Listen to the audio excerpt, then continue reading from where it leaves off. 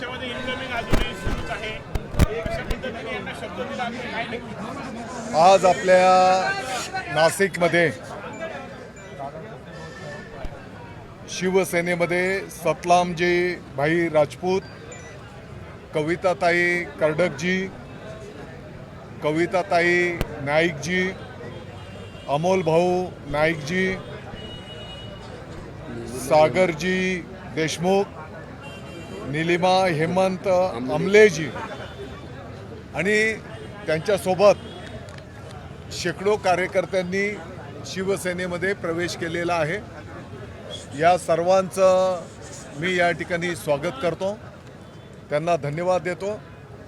महाराष्ट्राचे लोकप्रिय उपमुख्यमंत्री महोदय, शिवसेनेचे मुख्य नेते माननीय एकनाथजी शिंदे साहेबांच्या कामकाजावर विश्वास ठेवून त्यांनी शिवसेनेमध्ये प्रवेश केलेला आहे आणि येणाऱ्या काळामध्ये नाशिकची सेवा करण्याचा निर्धार त्यांनी या ठिकाणी व्यक्त केलेला आहे आणि निश्चितपणे या सर्वांच्या सहकार्याने येणाऱ्या काळामध्ये नाशिक महानगरपालिकेवर भगवा फडकवण्याच्यासाठी निश्चितपणे एक मोठी मदत शिवसेनेला होणार आहे.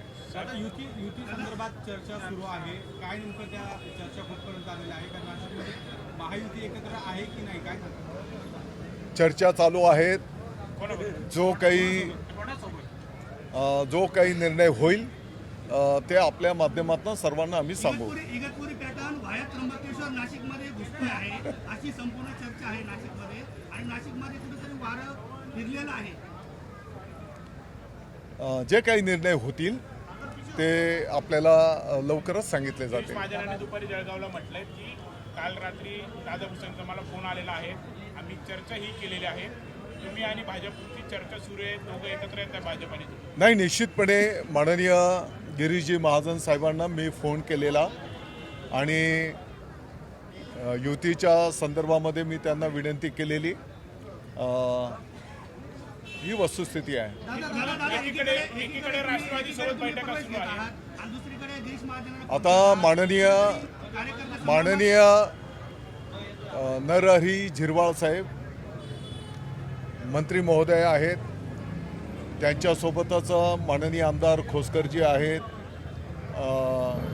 सरोजजी आहिरे सन्माननीय आमदार महोदय आहेत आणि ते काही झाकून लपून नाही. आम्ही तुम्हाला स्पष्टपणे सांगितलं, हो त्यांच्याशी आम्ही चर्चा केलेली आहे आणि जे काही आहे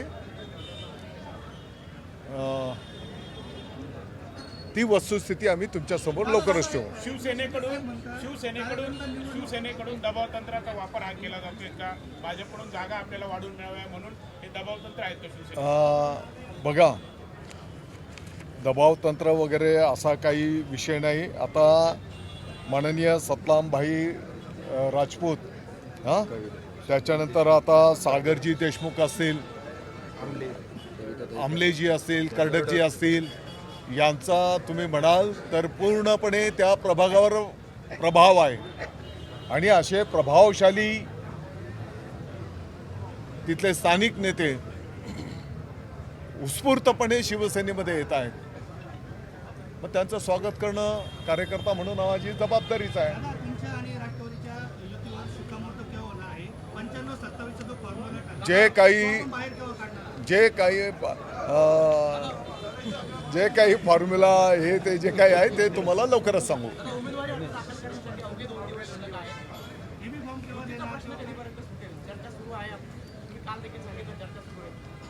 आज पण सांगतो की चर्चा सुरू आहे. नाही, मी 3 वाजेच्या आत निर्णय होईल.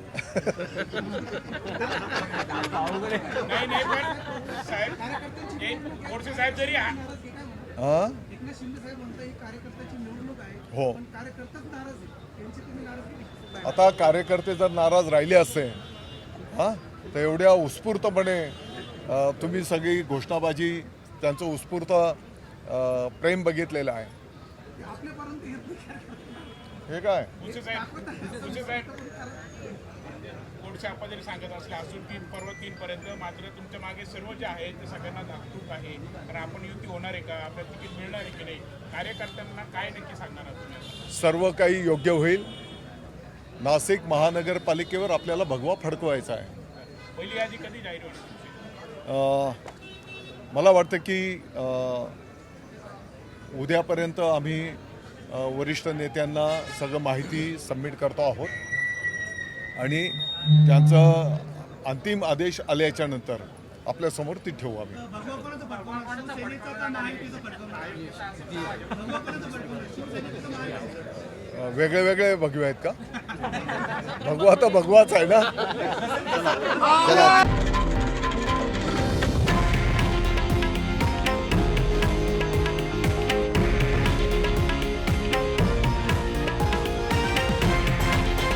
हे आहे देशातील नंबर 1 न्यूज नेटवर्क आणि आपण पाहत आहात TV9 मराठी, एकमेव.